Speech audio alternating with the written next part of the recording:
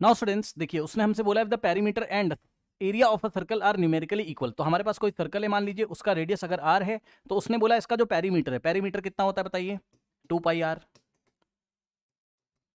ठीक, और एरिया कितना होता है, पाई आर स्क्वायर। तो पेरीमीटर होता है आपका 2 पाई आर और एरिया होता है आपका पाई आर स्क्वायर। दोनों के फॉर्मूले लिख दीजिए, क्योंकि दोनों का उन्होंने बोला दोनों का न्यूमेरिकल वैल्यू इक्वल है। मतलब पेरीमीटर, सुन लो, कोई बोलेगा सर पेरीमीटर तो बाउंड्री की लेंथ होती, जी हाँ। सर एरिया तो हमारा ये सरफेस एरिया होता है, जी हाँ। दोनों अलग अलग फिजिकल क्वांटिटी, एक लेंथ है, पेरीमीटर आपका लेंथ है और एरिया आपका सरफेस एरिया है, ठीक।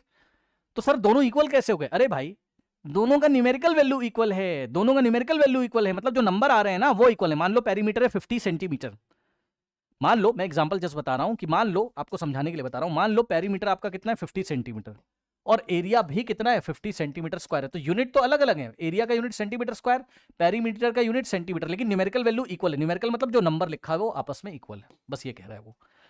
समझ गए? तो कुछ नहीं करना है, इसका फॉर्मूला हमने यहां रखा, इसका यहां, क्योंकि फॉर्मूले से ही तो न्यूमेरिकल वैल्यू निकलता है। तो इसका न्यूमेरिकल वैल्यू ये रहा और इसका न्यूमेरिकल वैल्यू ये रहा। अब बस सॉल्व कर लीजिए, रेडियस का वैल्यू आप निकाल लीजिए, कितने यूनिट्स आपका आएगा। आइए, यहां से हुआ 2 into pi into r is equals to, देखिए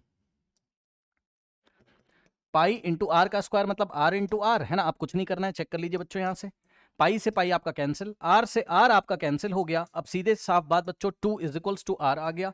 तो अगर आप देखोगे तो r is equals to 2 units आपका आ गया। बताइए कोई डाउट है? यूनिट्स हमने इसलिए लिखा बिकॉज हमें नहीं पता कि भाई होगी कुछ यूनिट, हम क्या करें, हमें क्या पता है ना, सेंटीमीटर मीटर क्या होगा हमें नहीं पता, बस हम 2 यूनिट्स लिख के छोड़ देंगे।